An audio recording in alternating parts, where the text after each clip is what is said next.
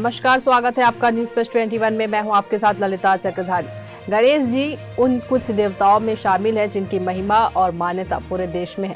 चतुर्थी पर हम ऐसे अद्भुत गणेश प्रतिमा के बारे में बता रहे हैं जिसे छत्तीसगढ़ का खजुराहो कहे जाने वाले भोरम देव मंदिर के गर्भगृह में न सिर्फ सहेज कर रखा है बल्कि रोज उसकी पूजा भी होती है। यह प्रतिमा करीब 1000 साल पुरानी है। खासियत यह है कि प्रतिमा में गणेश जी की 8 भुजाएं हैं। 6 भुजाओं में फरसा, पाश, गदा और मोदक पकड़े हुए हैं। 2 भुजाएं नृत्य मुद्रा में है। इतिहासकार बताते हैं कि नृत्य करते हुए 8 भुजाओं वाले गणेश जी की ऐसी प्रतिमा ज्यादातर उत्तर भारत में देखने को मिलती है। कवर्धा में यह एकमात्र ऐसी प्रतिमा है। साथ ही भोरमदेव मंदिर के पास दिसंबर 2018 में भी खेत में जोताई के दौरान गणेश जी की एक प्रतिमा मिली थी। प्रतिमा 13वीं शताब्दी ईस्वी में निर्मित होने वाला बताया गया। यह अद्भुत प्रतिमा 13वीं शताब्दी यानी करीब 700 साल पुरानी है। प्रतिमा की विशेषता यह है कि यह चतुर्भुजी प्रतिमा है जो बैठी हुई स्थिति में है।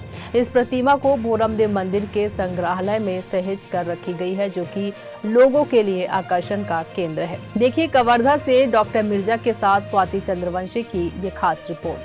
जितनी भी इच्छाएं मनोकामनाएं सब जो है पूर्ण होता है।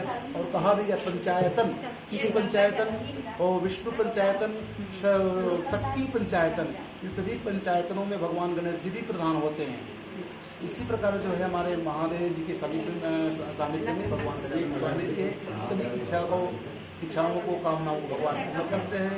मैं भगवान गणेश स्वामी जी से, भगवान लंबोदर स्वामी जी से सबकी दर्श की कामना के साथ सबके मंगलमय कामनाओं के लिए भगवान से